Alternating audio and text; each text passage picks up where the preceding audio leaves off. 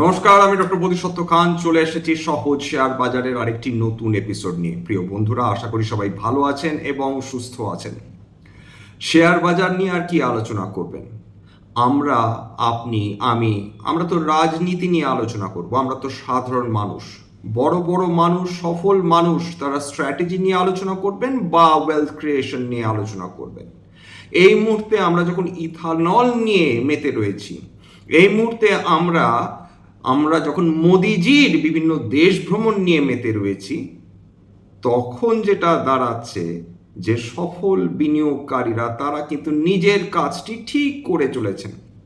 আজকে তর্কের খাতিরে ধরে নিলাম, যদি আমাদের মাননীয় প্রধানমন্ত্রী কোনো একদিন তিনি আদানি, আম্বানি, টাটা, মাহিন্দ্রা বা জিন্দালকে নিয়ে কোনো দেশে যান, কল্পনা করতে পারবেন ভারতবর্ষে কিরকম রি পড়বে? মানুষজন কি মনের আনন্দে সমালোচনায় মেতে উঠবেন। একে তো বেচারা আদানি আর আম্বানিকে নিয়ে কথার শেষ নেই, এরপর আমাদের মাননীয় প্রধানমন্ত্রী যদি এই সমস্ত যারা সফল ইন্ডাস্ট্রিয়ালিস্ট তাদের নিয়ে কোনো দেশে, বিদেশি দেশে বিনিয়োগের জন্য যান, তাহলে পাতার পর পাতার সমালোচনা এবং সোশ্যাল মিডিয়াতে ভরে যাবে যে এক্স্যাক্টলি ভারতবর্ষ কিভাবে নিজেকে বিক্রি করে দিচ্ছে। অথচ আমেরিকার দিকে তাকান, যেটা নাকি বিশ্বের সবচেয়ে শক্তিশালী অর্থনীতির দেশ, সেই দেশের প্রেসিডেন্ট, বর্তমান প্রেসিডেন্ট বলুন বা আগের প্রেসিডেন্ট বলুন, ডোনাল্ড ট্রাম্প সম্প্রতিকালে চীনে গেলেন। কাদেরকে সঙ্গে নিয়ে গেলেন? একের পর এক নামি দামি ইন্ডাস্ট্রিয়ালিস্ট, বিল গেটস থেকে শুরু করে, মেটার কর্ণধার থেকে শুরু করে, ইলন মাস্ক থেকে শুরু করে, অর্থাৎ যত নামি দামি সফল বিজনেসম্যান সবাইকে নিয়ে চলে গেলেন চীনে। কেন? তার উদ্দেশ্য হচ্ছে চীনেতে যাতে বিনিয়োগের সুযোগ হয়, অথবা চাইনিজ বিজনেসম্যানরা যাতে in collaboration with his own businessman তারা আমেরিকাতে বিনিয়োগ করে। এরকম ঘটনা ভারতবর্ষে ঘটাটা বিরল থেকে বিরলতম ঘটনা ঘটবে, কারণ ভারতবর্ষ না পুরোপুরি সোশ্যালিস্ট পলিসিস অ্যাডপ্ট করতে পেরেছে, না পুরোপুরি ক্যাপিটালিস্ট পলিসিস অ্যাডপ্ট করতে পেরেছে। একটা মধ্যপন্থা অবলম্বন করে যেটা হয়েছে যে আমরা না ঘরকার না ঘাটকার, না আমরা পুরোপুরি ওয়েলথ অ্যাডপশনের দিকে যেতে পেরেছি, না আমরা পুরোপুরি সোশ্যালিস্ট মডেল অ্যাডপ্ট করতে পেরেছি। একদিকে অন্নপূর্ণার মতন প্রজেক্টস রয়েছে, অন্যদিকে আমরা আপ্রাণ চেষ্টা করছি যাতে ফরেন ডিরেক্ট ইনভেস্টমেন্ট ভারতবর্ষে আসে, কিন্তু সব জায়গাতেই খেয়াল করে দেখবেন যে সমালোচনার ঝড় ওঠে। কেন এত কথা বললাম? তার কারণ যখন আমরা ছোট ছোট ঘটনাগুলোকে নিয়ে বা তর্ক সাপেক্ষে বড় বড় ঘটনাকে নিয়ে আমরা রাজনীতিতে মেতে উঠেছি, ঠিক সেই সময় ডোনাল্ড ট্রাম্প তিনি কয়েক বিলিয়ন ডলারের নতুন করে সম্পদ সৃষ্টি করে ফেলেছেন। ঠিক শুনেছেন, আমেরিকার প্রেসিডেন্ট নতুন করে কয়েক বিলিয়ন ডলারের সম্পদ সৃষ্টি করে ফেলেছেন। বিগত 2 থেকে 3 বছর মধ্যে তিনি তার সম্পদ 4 গুণ করে ফেলেছেন। সম্পদ বলতে ক্রিপ্টোকারেন্সিস, সম্পদ বলতে ইকুইটিস মানে শেয়ারস, সম্পদ বলতে আমেরিকান লং টার্ম বন্ডস। এইবার খেয়াল করে দেখুন যে ডোনাল্ড ট্রাম্পের যে সুবিশাল রিয়েল এস্টেট যে ব্যবসা রয়েছে, যেটা গোটা বিশ্বে ছড়িয়ে রয়েছে, সেই দিক থেকে সেটা রেভিনিউর কথা আমি গেলামই না। এবং ডোনাল্ড ট্রাম্প যেটা করেছেন যে তিনি তো অলরেডি বছর 2 আগে নিজের মিম কয়েনের মাধ্যমে কয়েকশো মিলিয়ন ডলার বাজার থেকে তুলে ফেলেছিলেনই। এছাড়া তিনি এবং তার গোটা পরিবার ক্রিপ্টোকারেন্সি মার্কেটে যে পরিমাণ বিনিয়োগ করেছিলেন, সেই পরিমাণ টাকা অর্থাৎ প্রায় 1.4 বিলিয়ন ডলার, মানে কত জানেন? মানে হচ্ছে প্রায় 13,700 কোটি টাকার কাছাকাছি তিনি কেবলমাত্র ক্রিপ্টোকারেন্সি মার্কেট থেকে লাভ করেছেন। শেষ নয় এখানে গল্পটা হচ্ছে যে এই পিরিয়ড অফ টাইম 2025-26-এ তিনি এই বিপুল পরিমাণ লাভ যেটা করেছেন ক্রিপ্টোকারেন্সি মার্কেটে, সেই টাকাটা তিনি ক্রিপ্টোকারেন্সি মার্কেট থেকে তুলে নিয়ে গিয়ে বিনিয়োগ করেছেন সরাসরি শেয়ার বাজারে এবং লং টার্ম আমেরিকান বন্ডসে। কেন লং টার্ম আমেরিকান বন্ডস? কারণ লং টার্ম আমেরিকান বন্ডস তার টাকাকে একটা স্টেবিলিটি দেবে, একটা রিলেটিভলি রিজনেবল 4.7 থেকে 4.8% রিটার্ন দেবে। কেন 4.7% আমেরিকার ক্ষেত্রে গুরুত্বপূর্ণ? কারণ আমেরিকাতে বর্তমান যে ইনফ্লেশন সেটা মোরলেস প্রায় 2.7 থেকে 3.3% মধ্যে ভ্যারি করছে বিগত বহু বছর ধরে। সেখানে ভারতবর্ষের অ্যাভারেজ ইনফ্লেশন 6 থেকে 6.5%। অর্থাৎ এই যে 3 থেকে 3.5%-এর ডিফারেন্সের কারণে আমেরিকান বন্ড থেকে যে রিটার্নটা পাওয়া যায় সেটা ডেফিনেটলি ভারতের বন্ডের তুলনায় বেটার রিটার্ন। তার কারণ ইনফ্লেশন জনিত কারণে ভারতবর্ষের রিটার্নটা কমে যায়। সেটাও বড় আলোচনা নয়, বড় আলোচনা হচ্ছে ডোনাল্ড ট্রাম্প কিভাবে নিজের সুযোগের সদ্ব্যবহার করতে পারেন। যেখানে সাধারণ মানুষ কেবলমাত্র রাজনীতি নিয়েই আলোচনা করতে ভালোবাসে, সেখানে ডোনাল্ড ট্রাম্প নিজের আখের গুছিয়ে নিতে, বা কেবলমাত্র ডোনাল্ড ট্রাম্প না, ডোনাল্ড ট্রাম্পের মতন সফল মানুষজন যারা বিশ্বের বিভিন্ন প্রান্তে ছড়িয়ে রয়েছে এবং ভারতবর্ষে যারা সফল বিনিয়োগকারী, তারা এই ধরনের সুযোগগুলো নিতে থাকেন। যখন আমরা মধ্যপ্রাচ্য নিয়ে অত্যাধিক চিন্তিত, যখন আমরা তেলের দাম বৃদ্ধি নিয়ে চিন্তিত, আমরা অর্থনীতি নিয়ে চিন্তিত, তখন তারা কমে যাওয়া বিভিন্ন অ্যাসেটে বিনিয়োগ করে তারা নিজেদের ওয়েলথ ফুলিয়ে ফাঁপিয়ে তুলতে সক্ষম হচ্ছে। এইবার খেয়াল করে দেখুন যে আমাদের ভুলটা যেখানে চিরকাল হয়ে থাকছে বা হয়ে চলেছে, যেটা আমরা চিরকাল আমাদের নিজেদের অর্থনীতি সম্বন্ধে এত বেশি নেতিবাচক মন্তব্য করেছি, এবং থ্যাঙ্কস যে আমাদের বিদেশি সংবাদপত্রের প্রতি আমাদের এত আস্থা রয়েছে, এত বিশ্বাস রয়েছে, আমরা কখনো তলিয়ে ভাবি না যে এই বিদেশি যে সংবাদপত্রগুলো রয়েছে তারা এক্স্যাক্টলি ভারতীয় অর্থনীতিকে কেন তুলোধনা করছে, তার পেছনে যে ভেস্টেড ইন্টারেস্ট রয়েছে, এটা কেউ ভাবেন না।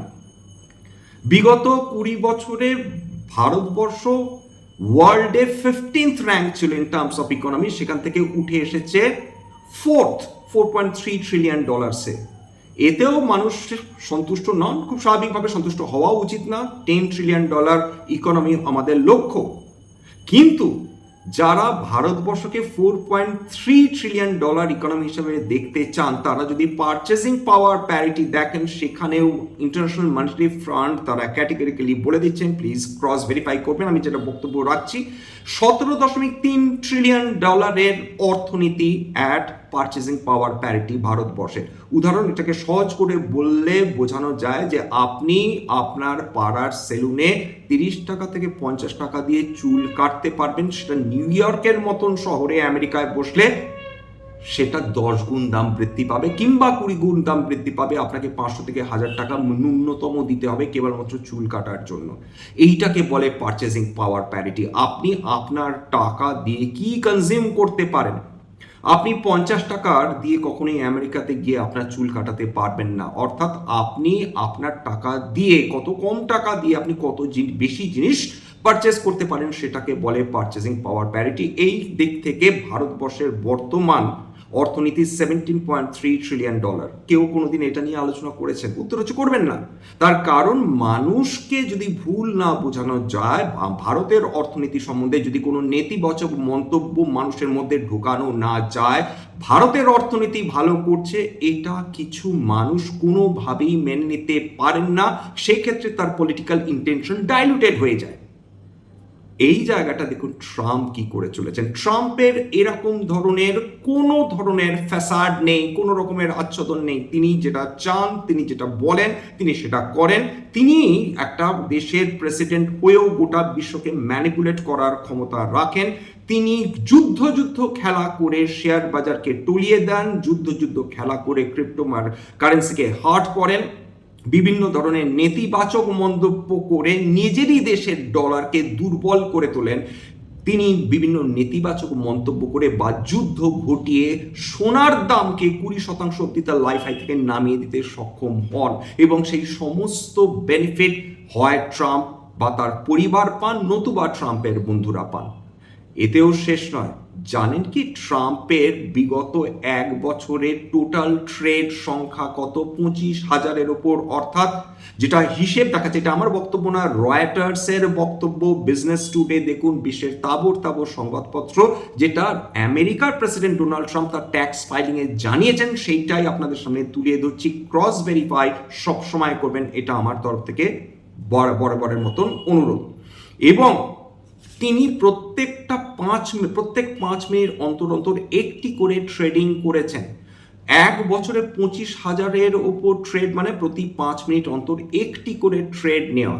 এবং আমেরিকার যে স্ট্যান্ডার্ড বা মেজার বা benchmark index standard and poor, সেই স্ট্যান্ডার্ড অ্যান্ড পুওর যেখানে প্রায় 20%-এর ওপর রিটার্ন দিয়েছে বিগত কয়েক বছরে, সেখানে ট্রাম্পের নিজস্ব return on investment 37.3% annualise return, অর্থাৎ খুব সহজেই S&P কে তিনি বিট করে গেছেন। মনে রাখবেন যে আমেরিকা একটি ডেভেলপড মার্কেট, সেইটা এমনভাবে ওয়েল রিসার্চড যে, এবং এমনভাবে তার ভ্যালু ডিসকভারি হয়েছে যে সেখানে স্ট্যান্ডার্ড অ্যান্ড পুওরের মতন বেঞ্চমার্ক ইন্ডেক্সকে বিট করা প্র্যাকটিক্যালি ইম্পসিবল ধরা হয়, বিশেষ করে আমেরিকাতে। সেই জায়গায় দাঁড়িয়ে আমেরিকার প্রেসিডেন্টের পোর্টফোলিও 37%-এর ওপর অ্যানুয়ালাইজ রিটার্ন দিয়েছে, এবং যেটা বলছিলাম 4 গুণের ওপর তার পোর্টফোলিও ফুলে পেঁপে উঠেছে। কত রিটার্ন এসেছে কল্পনা করতে পারবেন না, এটাও আমি রয়টার্স থেকে নিয়েছি। প্রেসিডেন্টের 2024-এ তার যেটা ইনভেস্টমেন্ট ছিল $608 মিলিয়ন, সেটা বন্ডে, এবং $225 মিলিয়ন সেটা শেয়ারসে। সেটা জানেন কি এক বছরের মধ্যে প্রায় 3 গুণ বেড়ে গেছে। $703 মিলিয়ন তার শেয়ারের মূল্য এখন, এবং $2.6 বিলিয়ন তার মূল্য কেবলমাত্র বন্ডের দাম 4 গুণের বেশি বৃদ্ধি পেয়েছে। আর মোরাললেস তার শেয়ারের দাম এক বছরের মধ্যে বৃদ্ধি পেয়েছে 2.5 গুণের বেশি ইনভেস্টমেন্টের ফলে। এবং বলা হচ্ছে তিনি তার ট্যাক্স ফাইল করার সময় বলেছেন যে তিনি ক্রিপ্টো থেকে যে লাভ ছিল $1.4 বিলিয়ন, সেইটা তিনি বিনিয়োগ করেছেন শেয়ার্স এবং বন্ডে। তাহলে বলুন যে যখন আমেরিকার প্রেসিডেন্ট যুদ্ধের কথা ঘোষণা করবেন, যখন তিনি ডেলিবারেটলি তেলের দাম বৃদ্ধি করার চেষ্টা করবেন, সোনার দাম পতন করার চেষ্টা করবেন। কেন সোনার দামে পতন করার চেষ্টা করছেন? তার কারণ ডি-ডলারাইজেশন মানে হচ্ছে বিশ্বের বিভিন্ন দেশ উঠে পড়ে লেগেছে যে করেই হোক ডলারের ব্যবহার কম করা, ডলারকে ফরেন রিজার্ভ কারেন্সি হিসাবে কম রাখা নিজেদের ফরেন রিজার্ভসে, এবং তার ফলে ডোনাল্ড ট্রাম্প জাহাপনায় চেষ্টা করছেন যে করেই হোক সোনার দাম কমানো হোক। কেন? ডি-ডলারাইজেশন একটা হিস্টোরিক্যাল ট্রেন্ড, একটা হিস্টোরিক্যাল প্রসেস, এটা এক ধরনের asset transfer, real life transfer. ডি-ডলারাইজেশনের মাধ্যমে ডলারের ওপর ভরসা কমিয়ে সবাই রিয়েল অ্যাসেটে যাতে বিনিয়োগ করে, সেই জন্য গোটা বিশ্বের বিভিন্ন কেন্দ্রীয় ব্যাংক তারা পাগলের মতন তারা এই রিয়েল অ্যাসেটস কিনছে। রিয়েল অ্যাসেট মানে যেটা বিগত 5,000-6,000 বছর ধরে প্রকৃত অর্থের সম্পদ ধরা হয়, অর্থাৎ সোনা এবং রূপো। একের পর এক সেন্ট্রাল ব্যাংক সবচেয়ে বেশি যারা সোনা কিনে চলেছে পাগলের মতন প্রত্যেক মাসে, সেটা হচ্ছে চীন। ভারতবর্ষ কয়েক টন সোনা কিনছে, বিশেষ reserve bank of India. Turkey recently সোনা বিক্রি করতে বাধ্য হয়েছে, সেটা আলাদা ঘটনা। কিন্তু একের পর এক সেন্ট্রাল ব্যাংক তারা পাগলের মতন সোনা কিনে চলেছে, 1 গ্রাম 2 গ্রাম নাম, টনকে টন সোনা কিনে চলেছেন। এবং তার কারণটাই এটা যে কেউ ডলারের উপর ভরসা করতে চাইছে না। দেখুন মানে ডোনাল্ড ট্রাম্প কিভাবে গোটা বিশ্বের অর্থনীতিকে ডমিনেট করছেন। সোনার দাম যদি কমিয়ে দেওয়া যায় তাহলে হয়তো বা বিশ্বের বিভিন্ন রিজার্ভ ব্যাংকসগুলো বা কেন্দ্রীয় ব্যাংকগুলো তারা সোনাকে নিজেদের মেজর কারেন্সি হিসাবে রাখতে চাইবেন না। বাস্তবিক ক্ষেত্রে সেটা ঘটছে না। বিশ্বের বিভিন্ন ব্যাংকগুলো আরো বেশি করে সোনাতে ইনভেস্ট করছেন, এবং আবার বলছি 1 গ্রাম 2 গ্রাম না, টনকে টন তারা সোনা কিনছেন। তার কারণ সোনা হচ্ছে রিয়েল অ্যাসেট ধরা হয়, রিয়েল কারেন্সি ধরা হয়। সেটা এই ডলারের মতন ফিয়াট কারেন্সির ভ্যালু দিনের পর দিন কমতে থাকবে, এটা তারা বিলক্ষণ জানেন। এবং আমেরিকার এটাও মাথায় রাখবেন যে বিশ্বের সবচেয়ে বেশি ঋণী দেশ, অর্থাৎ যে দেশ সবচেয়ে বেশি ঋণ করে রেখেছে সেটা আমেরিকা, এবং সবচেয়ে বেশি ঋণ আমেরিকাকে যে দিয়ে রেখেছে যে কটি দেশ, আবার বলছি আমেরিকাকে সবচেয়ে বেশি ঋণ যে দেশগুলো দিয়ে রেখেছে তার মধ্যে 1 নম্বর নাম জাপান, 2 নম্বর নাম ডেফিনেটলি চায়না, 3 নম্বর কোরিয়া, এবং ভারতবর্ষ প্রথম 5টা থেকে 6টা দেশের মধ্যে যারা আমেরিকাকে ঋণ দিয়ে রেখেছে। আমেরিকাকে ঋণ দেওয়ার মানে কি? সোজা কথা, আমেরিকাকে ঋণ দেওয়ার মানে হচ্ছে আমেরিকান বিলসগুলো বা ট্রেজারি বিলস বা লং টার্ম আমেরিকান বন্ডস কিনে রাখা, সেইটার ফলে আমেরিকান অর্থনীতি থ্রাইভ করেছে যেদিন, এবং $1.3 ট্রিলিয়ন বন্ড কেবলমাত্র জাপান পারচেস করে রেখেছে। জাপান, যেটা মনে হচ্ছে ব্যাংক অফ জাপান, যেটা তারা আকার ইঙ্গিতে বোঝাচ্ছে যদি তাদের মনে হয় তারা ইচ্ছে করলে $1.3 ট্রিলিয়ন বন্ড যদি বিক্রি করে, আমেরিকান বন্ড মার্কেট কোল্যাপস করতে পারে, ডলার কোল্যাপস করতে পারে, সেই আশঙ্কাও আমেরিকানদের মনে রয়েছে।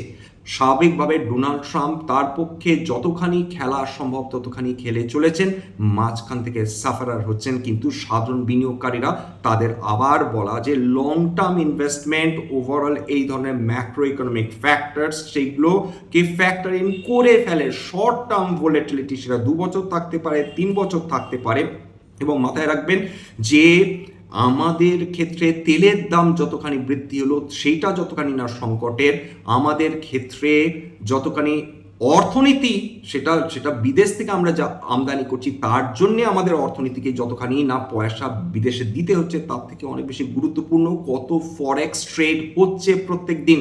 ট্রিলিয়নস অফ ডলার্স এর ট্রেড হচ্ছে ফরেক্স প্রত্যেক দিন, এটা মাথায় রাখুন। এবং ভারতবর্ষ কিন্তু এই যে ডলার মানে এই যে টাকাকে কন্ট্রোল করতে পারে না, যে কোনো দেশ 3টে জিনিস একসঙ্গে কন্ট্রোল করতে পারে না।